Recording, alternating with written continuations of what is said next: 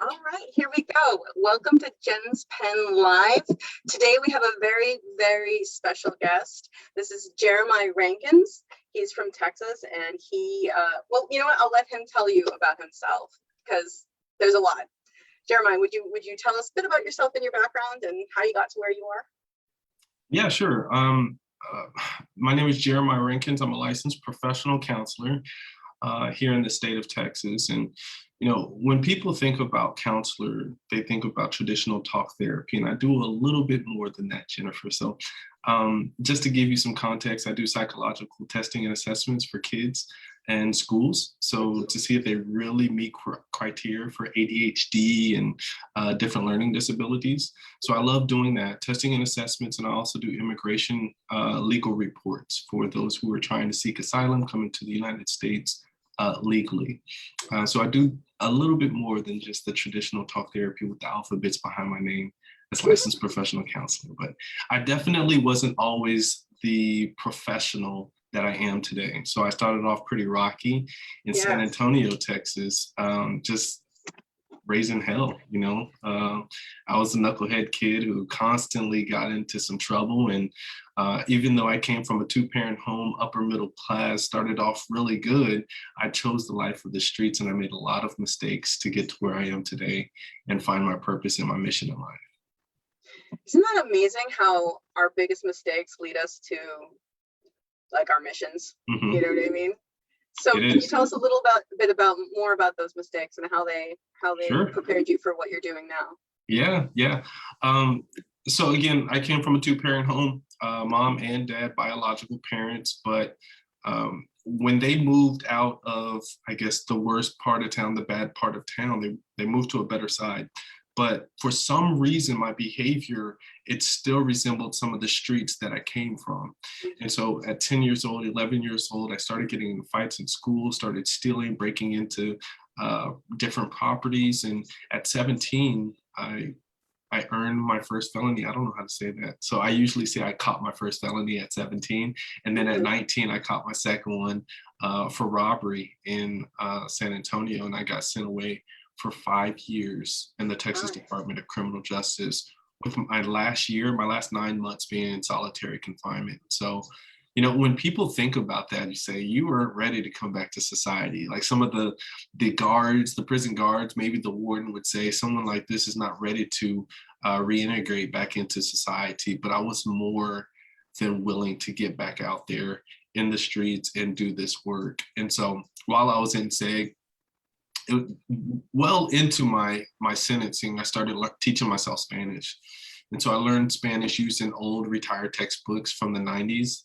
I can remember them today, Ven Conmigo.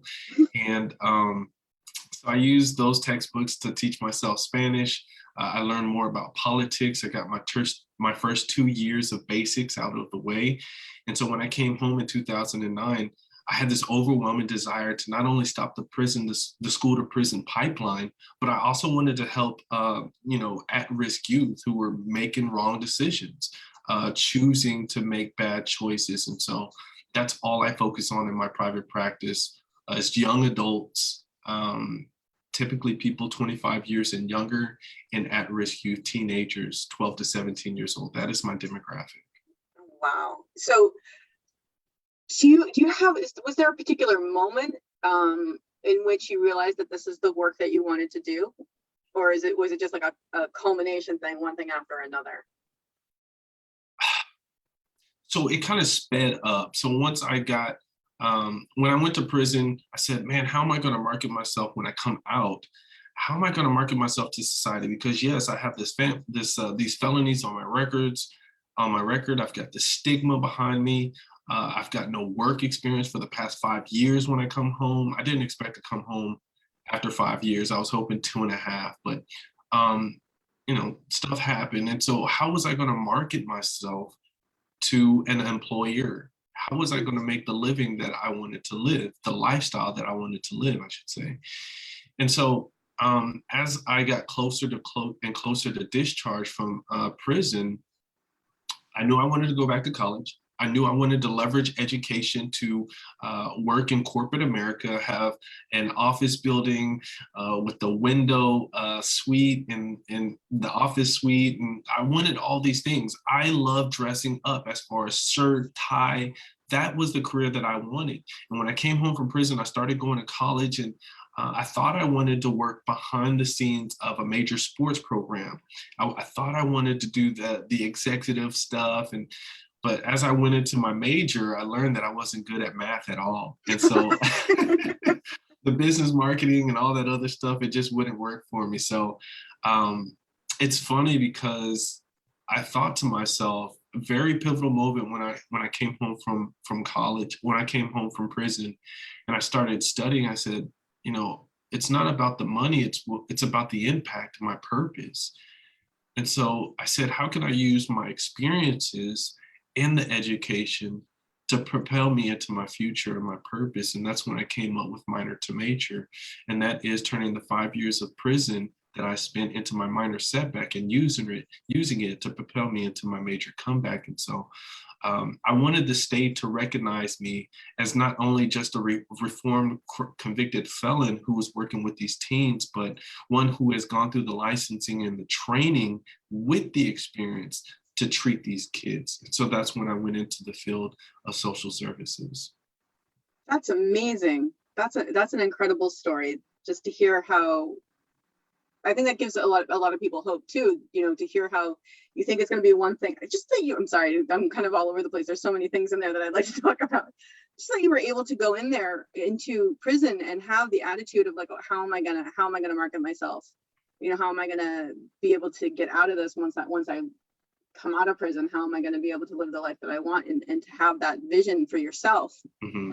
That's inspiring, I think, for people to hear, just that they need to start thinking about stuff like that. Like, okay, well, this is where I am now, and I have to think about the future. How am I going to get to where I want to be? Where do I want to be to begin with? And then to be open enough to go through like trying to get there, but then seeing that there's a better path for you and something more meaningful.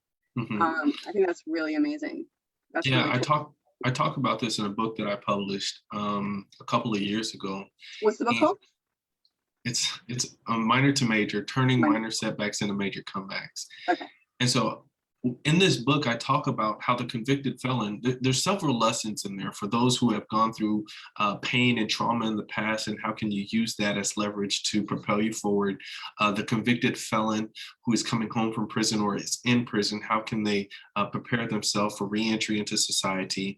And for children, at-risk youth who have made mistakes or come from an underprivileged background, how can they succeed? And so there's several lessons in that book for so many readers, but for the convicted felon, I talk about how every single day that you're in prison, you should get that much closer to success when you come home. So everything is a preparation for when you come home. You have so much free time to read, have so much free time to study.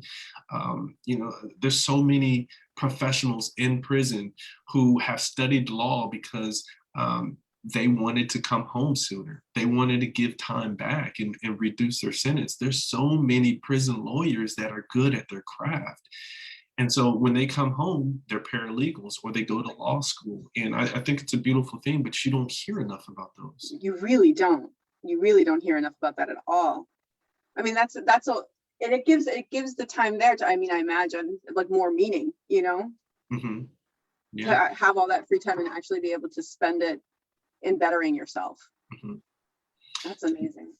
Yeah. It's remarkable to be surrounded by so much talent in prison. It's actually remarkable, but not enough of those who are in prison are preparing to use that craft as a profession when they come home. Right. And right. So that's a lesson that they can definitely learn from definitely. that book. That's awesome. So this is a book that we need to buy and put in all the prisons too. I agree. That's my personal bias though. Yeah. There definitely needs to be as many of these sorts of things out there, and as many of these resources out there for people. Okay, so Can you tell us a little bit more about what you do on a day-to-day basis? Sure. So there's two vulnerable populations that I deal with in my private practice, in my mission, in my purpose, I should say. Mhm. Uh, and that is those boys who are raised by single parent moms. Mm. Those are the most vulnerable populations who are going to jails, juvenile justice departments, psychiatric hospital, so incarcerated facilities. The other population is juveniles, I should say, kids who age out of the foster care system. Within Okay. 3 years of them aging out of the foster care system, they're more likely, 85% more likely to go back into incarcerated facilities after them aging out. And so those populations, those two are the ones that I really try to hone in on and I focus on in my private practice. How do you reach out to them? One way is I have a community youth group, and I'll tell you, one of the things I slid back from in my private practice was doing individual therapy with kids and parents. And the reason for that was because as a therapist, I felt like I wasn't making enough impact. I would have maybe 30 or 40 kids on my caseload for the month. I'd see them weekly or bi-weekly, but for me, I wanted to do more. And so I came up with Houston's largest community youth group, and we host that youth group once a month. And I had to name it community youth group for, just protection on my license, because traditional talk therapy says that you cannot have an effective group with 12 people or more, or 13 people or more. So to have Okay. an effective group, it would have to be 12 members or less. And I disagree with that. I'm very unconventional, and I believe that I can have effective processing with 50, 100, 200, 300 people, period. And the reason why I say that is because power comes from testimony. Power comes from hearing other people's perspective and experiences. When you have people from different demographics, a white person coming from the hood, because that does exist, versus a Black person coming from a higher socioeconomical status, when you have you're depressed because of different things, maybe trauma that has happened, versus someone who comes from a home where they have to struggle to eat every night. Like the depression is there in both sides, but it comes from different angles. And so, hearing perspective, people can learn from each other. Different perspective, people can learn from each other. And it's not the therapist in there who brings the lessons, and I'm sitting up there speaking and I'm talking about this, and that is where the healing happens. No, it's happening from hearing each other's experiences. And so I just facilitate the group sessions, but I let these kids dictate what we talk about and where the ebb and flow goes in our group. And so anyways, I'm very passionate about that, if you can't tell. I'm passionate just listening to you be passionate about it. It's I'm amazing. very passionate about that. So yeah, my impact, I'm trying to reach more kids by having this community youth group where we come together and we process together our experiences. That's incredible. So if people wanted to, I'm going to come back to that too, but I just want to ask, if people wanted to help you help people, what could they do? I think awareness, one, right? There's no way that I can make any impact or huge dent in this world by staying in my small cocoon or my small circle, my small community, right? So I wrote a book for the world to see, for the world to learn from. Those who most identify with those lessons that I have in that book, of course, but what's the point of having this book if nobody knows about it? And so I would say the very first thing is awareness. So spreading the word, sharing my story. I've got a YouTube channel, small following, but and I think a large part of that is how I package it. So I don't spend a lot of time editing. So I'll do more of that. But spreading the awareness of my mission, my purpose, and what I'm trying to do for people who are coming out of prison, and those youth who are most at risk of depression, suicidal ideations, suicidal attempts, and just risky sexual behaviors. Like there's a whole brew of things that these kids run into. God. Can you take us through, maybe, I know that without betraying any confidences or anything like that, but can you sort of give us an overview of a particular case that hit you in your heart? There's several, but I'll give you some situations that is kind of common, I should say. So I don't have one client. Yeah. I have several dealing with these issues and I hear them often. So I also contract out of psychiatric hospitals as well. Mhm. So when I go into these hospitals, I'll see these patients, most likely adolescent boys. Those are the only units that I like to really Right. treat. But when I go into these psychiatric hospitals in my private practice, or when I do a consultation over the phone from somebody where I'm not licensed in a state or a country, one of the most common things that I run into is one of them is sexuality. So a young boy who is, I'm sorry, born with male or male gender identity, Mhm. they're transitioning or they're questioning their sexuality. And they'll call me up. I've gotten calls from California, New York, and Florida. And they'll call me up and they'll say, hey, I need you to fix my child. I need you to straighten him out. And that's just not therapy. That's not my job, my Mhm. position. And so there's a common misconception about therapy, especially in minority communities, on what we are here to do. And so just depending on each situation, of course, my job is not to change anyone's mind. It's for me to help walk them through the journey, for them to find themselves, their identity, and then allow them the opportunity to be comfortable, strong, confident in their position in which they stand.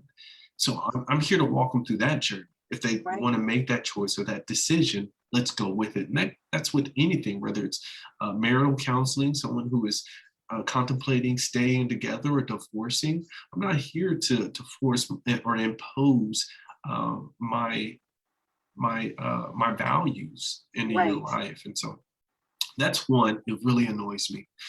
Um, the other one, the other one is fix my child in general. So he is misbehaving. He is this, or she is this. She's sending inappropriate pictures on Snapchat. She's doing this. She's got a problem. I need you to fix it. Mhm. And oftentimes, and this is not just with children, adults as well. Anyone who is having depressive behaviors, acting out behaviors, manic behaviors, inappropriate behaviors, anytime that there's a mental illness, a mood or behavioral disorder or issues going on, most likely it's impacting the family, those who are most Right. close to them.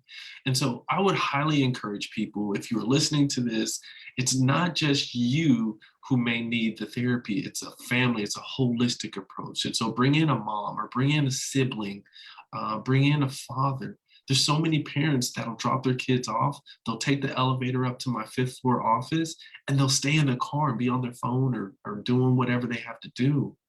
Because in their mind, they're not part of the problem. They're not the problem. Right. It's the child. And so, yeah, I can go on a rant about that, That but is frustrating. I mean, I can't imagine as a therapist, like, very I frustrating. mean, as a personal participant in mental health activities for a long time, like, it's just like, wow, that's just so, I can't even imagine how you would go about handling something like that. Because I mean, you have to bring in the parents somewhere, right? hmm Yeah, so that's why I like engaging in the youth group, the community youth group, Mhm. because a lot of times the parents don't want to sit in the car for an hour and a half, 2 hours. So they'll come in to the air conditioning, they can save their gas, and Mm. they'll sit there and listen and watch their child engage. And so that in itself is therapy. I do not allow parents to speak out, raise their hand, or share. Just want them to stay in the background. And while they're staying in the background, they're learning a lot. And so, Yeah. yeah, it's beautiful to see the healing that can happen where there's a lot of people in the same room. And then when folks leave therapy, when they leave the community youth group, they process, hey, did you hear that story about that? I wonder what she's going through. I feel so bad. And then it's just, what can we do to prevent that? You don't ever feel that way, do you, about me? And you see what I'm saying? There's so Yeah. much that goes into that community youth group, and I wish there was more of this happening. But it is a huge time commitment and an investment in general. Wow. That, I mean, just thinking about the conversations that can spark just within families, like Yeah. community is so important. I know that's kind of a bland statement, but as far as healing and society and helping everybody in general, community, having that community there is such an important, it's such an important resource for people to be able to go in and talk to Mhm, other people like them, mhm. who've had similar experiences. That's wonderful that you're doing that. Yeah, I talk about that on several, like on my social media, on my website. I talk about community, community, community. We can't do this by ourselves. And Right. that's even not just with raising our children, but lifting each other up, finding mentors who have, so there's a young person who graduated high school and doesn't know what to do with their life. Finding mentors to help young people and just people in general grow and build. So Um, true. I want to talk about purpose. Is that okay, Jennifer? I was just about to ask, like, I want you to talk about what's the important thing. Yes. Yeah. Purpose. Go. Yeah, so purpose, it's a wonderful thing, because when I hear myself talk about what I'm doing, of course there's passion behind what I'm saying, but when you're purpose driven, when this is your mission, when you fall into your calling, Jennifer, it's a beautiful thing to go to do whatever you're passionate about, and it's not work, and you get reimbursed for it. Right. When I go to youth groups, when I come to my office and I'm doing assessments and I'm hearing people's stories and I'm writing reports, it's not work. It's not work for me. And you know, I'll give you a scenario. My wife, Hmm.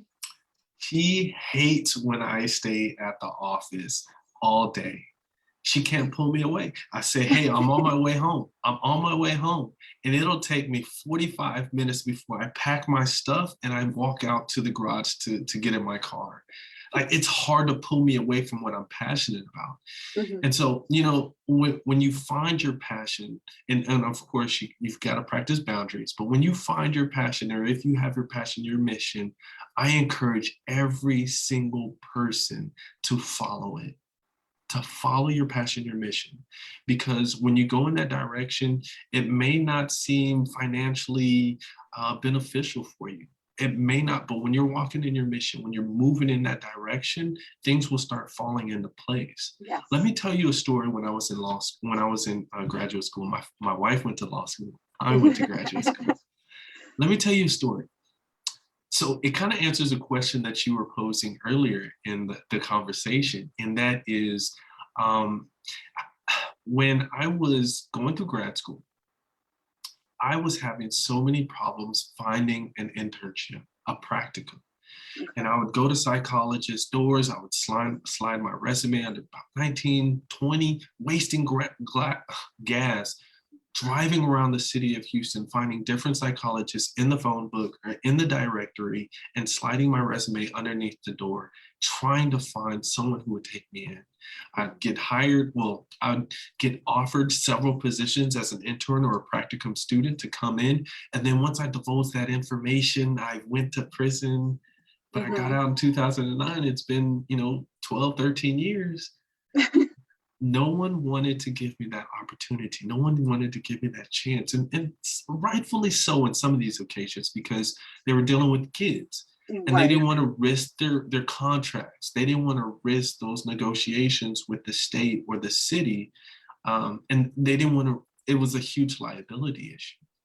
So I Right. wasn't given that opportunity by a lot of people. Hmm. But the funny thing is, when you're walking in your mission and you're walking in your purpose, um, I was offered a position at the juvenile probation department here in Houston, Texas. A jail, a juvenile kids, youth in jail, like the exact population that I intended to go to school and serve. And I was like, wow, you know? And I went into my graduate school my class and I said, man, listen, I can't find an internship. Y'all are supposed to help us out, find internships. And they would question it. They say, hey, look, they challenged me. You didn't think about this before you went into grad school, your criminal background and your felonies. You didn't think about it. And I started questioning myself. And I said, man, maybe I should have done this. But when you stay diligent, you continue to walk and you believe and you have faith, that is something that is given to you from something way more powerful. And so I don't want to get too far into like religion and faith and things like spirituality and things like that. But my mission and my purpose was given to me from something way higher, my higher power. And so I think that's what is part of the beauty in me walking in my purpose and my mission, and for many others as well. I completely agree with you. And if you want to go into religion and spirituality, I'm with you. I think it's the highest calling, right? And I completely agree with you. And this is true of anybody. If they're honest and truthful with themselves and they feel and they find their passion, they find their purpose, and they're driven and they know that this is what the universe is going to, as long as you're following it, it will open up these paths that you had no idea, and will make you way far more successful than you ever thought you could be on your own. And it's amazing. It's amazing what happens. Yeah, talking about like the secret and the law of attraction.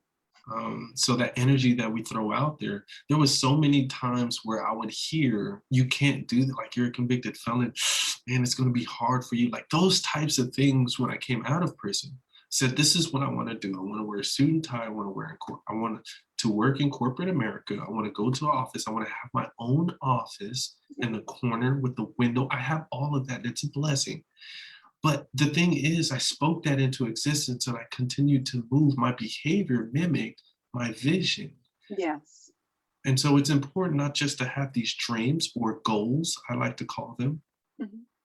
It's not just important to have those goals, but to also mimic it with your behavior. What are you doing to get closer to your main goal? And so there's power in having a vision and a purpose, y'all. It's a vision, exactly. Like you have to see it. And when you see it and you assume that it's already yours, you're going to behave in the ways that they're gonna bring it to you, right? It's inevitable, really. If you say to yourself, okay, I'm gonna have this corner office or have an office and I'm gonna wear a suit and a tie and be in corporate America, and you just know that that's what's gonna happen, you're going to be taking those steps and you will be successful. That's an amazing part. Like, yeah, the law of attraction and all that stuff is very, very, very interesting. But it's also, it's a two-part thing though, right? You're taking those actions, but then the universe will intervene in your favor to bring along those opportunities with which you can take action. Yeah, but I do want to give warning. There's going to be times where you are going to endure roadblocks, and that's the enemy. So the enemy doesn't want you to obtain what you have thrown out there for the universe, which your vision, your purpose, your goals, your dreams. Okay, so what happens is it'll throw a wrench, it'll throw roadblocks in the middle of your journey, and it's those times where you have to kind of push through, find ways over, around, or through. And when you find that breakthrough, when you reach the other side of that hurdle, you're going to get that much closer to your passion, to your goals and your dreams. It's a matter of belief and having that vision. Yeah, and your faith becomes 10 times stronger once you're on the other side of those roadblocks.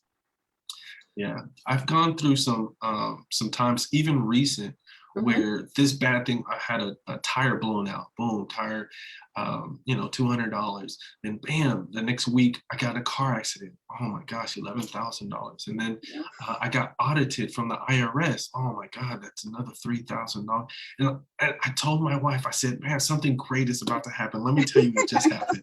Okay, look, let's line this out. I blew a tire, I got in a car accident, got audited by the IRS, and I named all these horrible things. She said, okay, what's the good news? I said, well, something good is really about to happen because all these bad things happen. She says, yeah, you're right. That's just how it works. That's how my It is. life has been working. And so you got to continue to believe and really That's have right. that faith, because there's That faith. power behind your words and your vision, your mindset, your mindset. Yeah.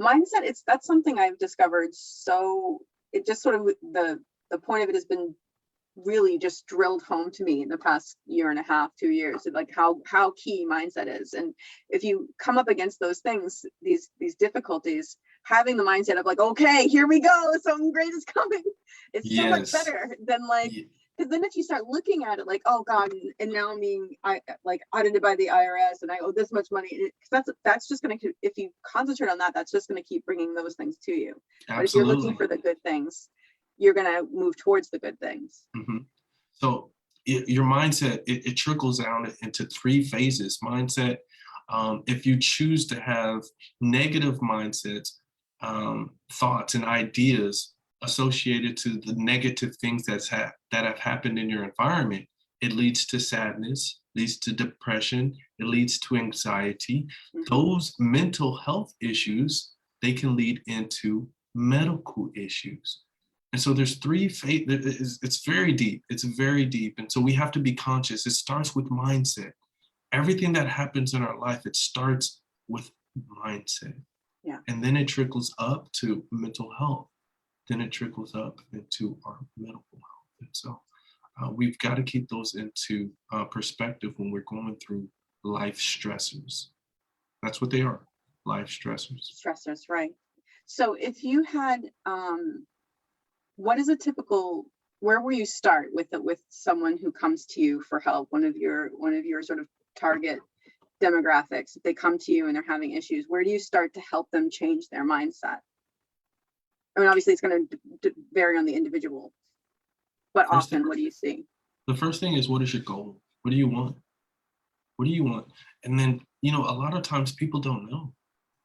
Right. People don't know. Well, I think I want this, and well, I want that. I just want to be happy. Well, what does that mean? Right. What does that look like for you? How do And you help so, them discover it? Sorry, go ahead. so one of the things, and I start with that question, like, what is your goal? What do you want? What do you want to feel like?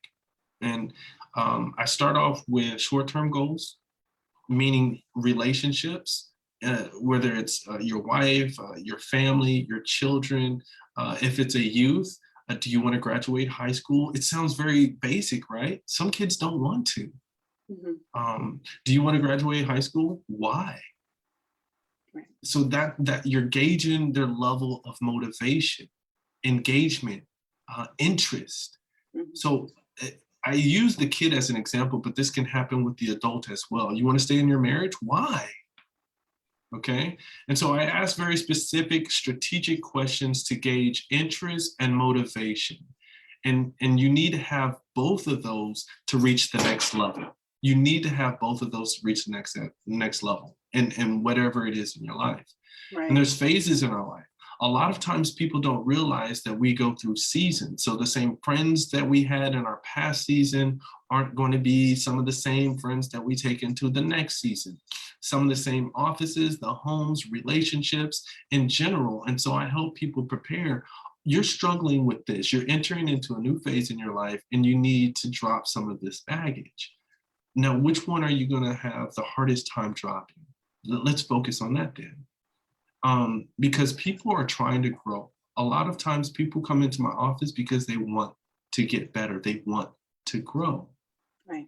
But it's a whole different ballgame when you bring a child in who doesn't want the help. They're resistant to the therapeutic process, right? That's the mental health terminology. Right. They're resistant to the therapeutic process. That sounds so beautiful. But anyways, so yeah, you'll get those kids. And then it's a whole different angle that you have to reach. First, it's a rapport with me. You have to trust me. And so it's just a whole different ballgame with those kids, those youth. Right. That presents a huge challenge. I mean, everybody's heard the phrase, you have to want help. You know what I mean? Like you can't help somebody who doesn't want help. So That's how do you right. get someone who doesn't want help to want help?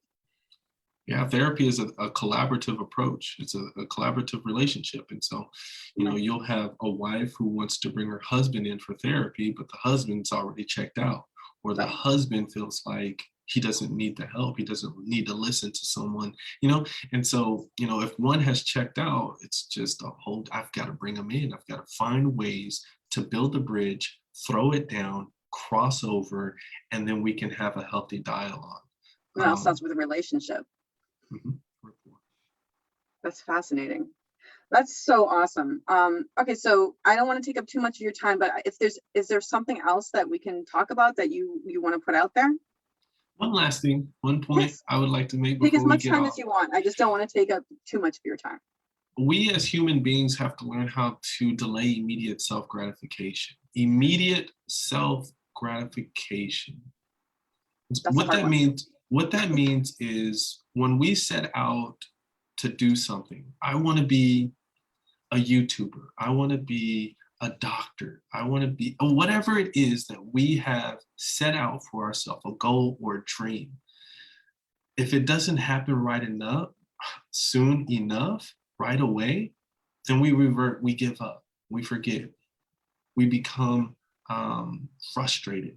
And so we give up on those dreams. And Right. that's why so many people don't reach their goals. They don't reach the end game because that immediate gratification isn't there.